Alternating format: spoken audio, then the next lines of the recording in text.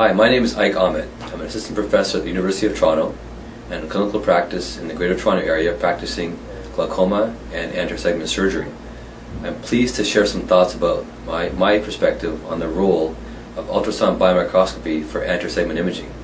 And here in our practice, we predominantly use UBM technology for glaucoma diagnostics, glaucoma surgery, and cataract IOL surgery.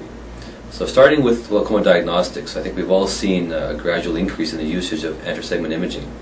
This is particularly helpful for diagnosing borderline angles, screening glaucoma suspects, and those that were concerned for angle closure glaucoma. Of course, clinical gonioscopy, which is our gold standard, can be a useful tool. However, anterior segment imaging with UBM gives us a more objective and darkroom assessment. We find it particularly useful for patients who have difficulty doing gonioscopy and those where we're trying to elucidate the actual mechanism. And if we think about mechanisms for narrow angles and angle closure, this includes pupil block, the classic pupil block narrow angles or angle closure, plateau iris, choroidal mechanisms including malignant glaucoma, as well as lens-related pathologies. And one of the unique features of ultrasound, of course, is the ability to penetrate through the iris pigment epithelium. And of course, this is critical when it comes to diagnosing and assessing plateau and diagnosing choroidal mechanisms, as well as lens-related pathologies. So by utilizing anterior segment imaging with UBM, we're able to assess not only the presence of a narrow angle and objectively doing this in a darkroom setting, but also assess the mechanisms at play. And that will often guide us to treatment, whether laser iridotomy may be sufficient, whether we may need to do something further in terms of plateau mechanisms for plateau iris syndrome, or whether the lens may perhaps need to come out to ensure an adequate angle opening in terms of treatment.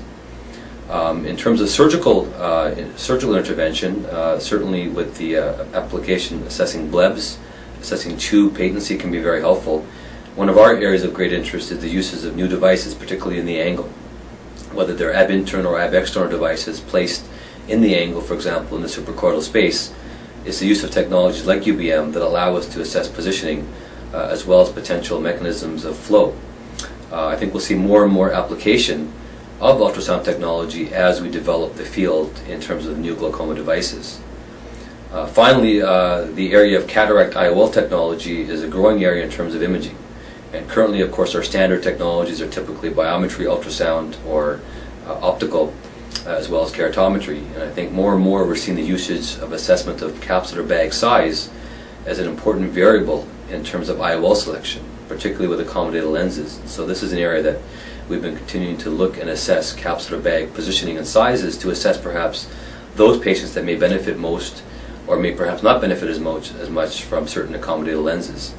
In our practice, specializing in complicated surgery, certainly looking for pathology like zonular dialysis, pseudoexfoliation syndrome, zonular presence or absence, greatly facilitated with the use of UBM technology, allowing us to plan surgery accordingly. So in our practice, I think there's not a day that goes by that we're using UBM technology for assessing the glaucoma patient, whether the established or whether the suspect, whether the preoperative or the postoperative patient with pathology or without no pathology. The ability to get a real true grasp of the entire anterior to middle segment has become critical for us in our clinical decision making.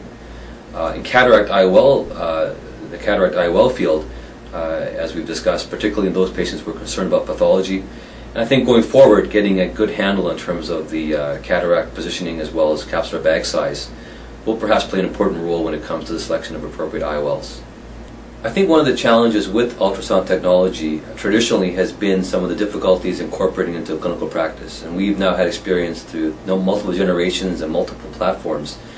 One of the big steps forward was user interface, and I think with the Quantel Aviso linear 50 megahertz system, we can still obtain excellent resolution but have a good clinical interface, and that part is very important for our technicians.